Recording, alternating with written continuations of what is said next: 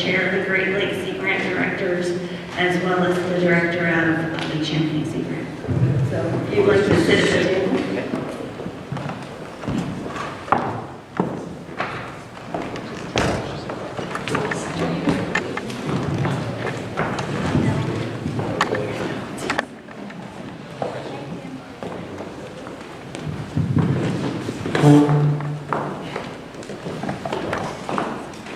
Okay, here we are. Welcome, everyone. And before we get started, I just want to say thank you to Kathy and Michelle and the rest of the planning team. I'm really looking forward to this event. This has been several months in the planning, and I was just remarking to my colleague John Allen that it's really great to see that logo from Can you all hear me all right? Yes, that's better. Sorry about that. So it's really great to see that logo from the Gulf of Mexico. We have a very active set of institutions in the Great Lakes region, and we have a lot of really smart people, but we don't know it all. And it's really great when we can have a chance to collaborate with other parts of the country and learn from each other. So I'm really looking forward to this particular forum, and thank the organizers.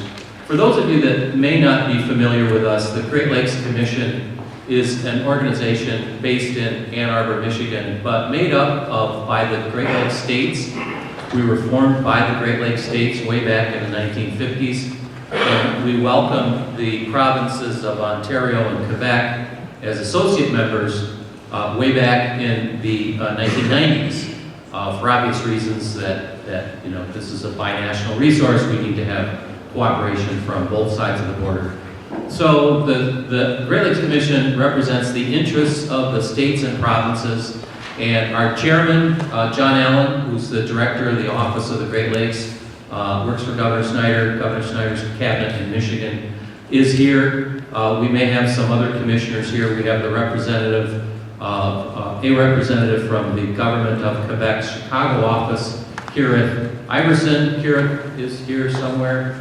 And, I think that's a nice way to connect. Part of the importance of this event is that our colleagues from Quebec experienced a really very tragic, very serious incident with oil transportation. And we know that oil is essential to our economy. We know how important it is, not only to the economies of the United States and Canada, but particularly to this region.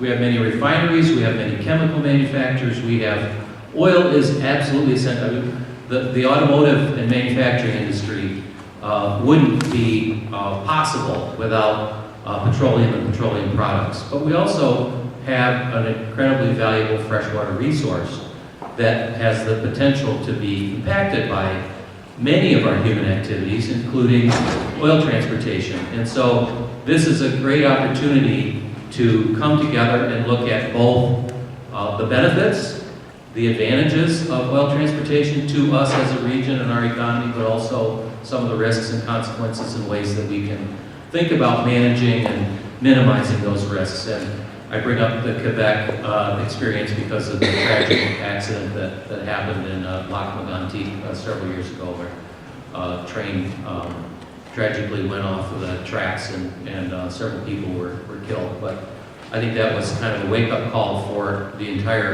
all of North America that oil is really important to our economy, and there are risks with transportation that merit us coming together to talk about those advantages, economic benefits, as well as how we can minimize some of those risks. So thank you for being here. We're delighted to welcome our colleagues from the southern part, from the Gulf of Mexico, and really looking forward to an interesting and informative and educational day and a half. Thanks, Tim. Can you hear me? Hi, I'm Trish Morris. I'm the director of the Great Lakes Regional Office of the International Joint Commission in Windsor, Ontario. It gives me great pleasure to welcome you here today on behalf of the IGC to Cleveland for our discussion on crude oil movement in the Great Lakes and other northern watersheds. By way of full disclosure, I spent the first 10 years of my career doing oil and gas in Texas, Oklahoma, and New Mexico. And more recently, before this job, I served as the Army headquarters lawyer working on the Restore Act of the Deepwater Horizons bill. I now serve an independent body that provides provides advice to the governments on oil and gas and other water quality issues in the Great Lakes. And it's particularly heartening to me to see that the lessons learned and insights gained from the Gulf of Mexico and other watersheds will be part of our discussion in the next couple of days. The IGC has a strong interest in understanding and providing advice on the potential impacts of crude oil on water quality and ecosystems. We particularly heard this from the public most recently in March when we held a number of public meetings, and the Enbridge Line 5 and other oil and gas matters were brought up by the public throughout the Great Lakes Basin. They really strongly want the IJC to get involved and be active in these issues. In 2006, the IJC issued a report on spills with a special focus on the St. Clair-Detroit River corridor.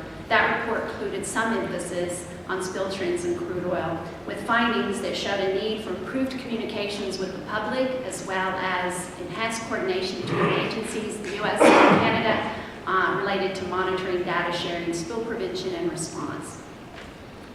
Most recently, the IJC has started IJC Science Advisory Board has started a project to characterize the potential impacts of unrefined liquid hydrocarbons on Great Lakes water quality. And is Mike Murray here? There he is in the back. He serves on our Science Advisory Board, and he'll be part of the work group that will help the Science Advisory Board deliver on that project. So personally and professionally, I'm thrilled to be here. I'd like to thank all of you for making time in your busy schedules to participate in this important discussion. Like all of you, I'm looking forward to applying the insights gained here to our collective efforts to understand crude oil movement and mitigate those risks on our shared water resource.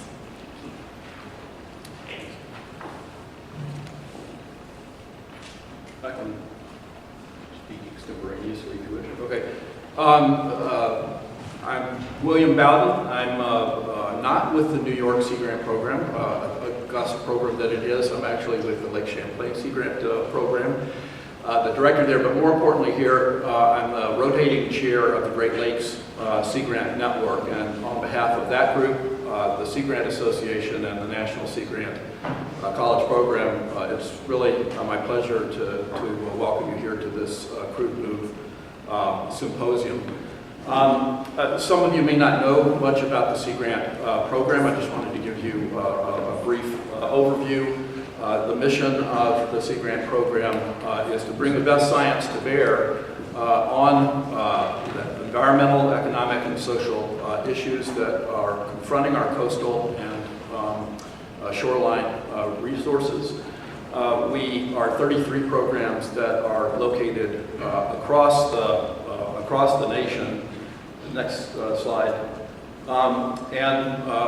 The way that we go about doing our work is through doing research, educating, outreach, and training to stakeholders and decision makers in our regions.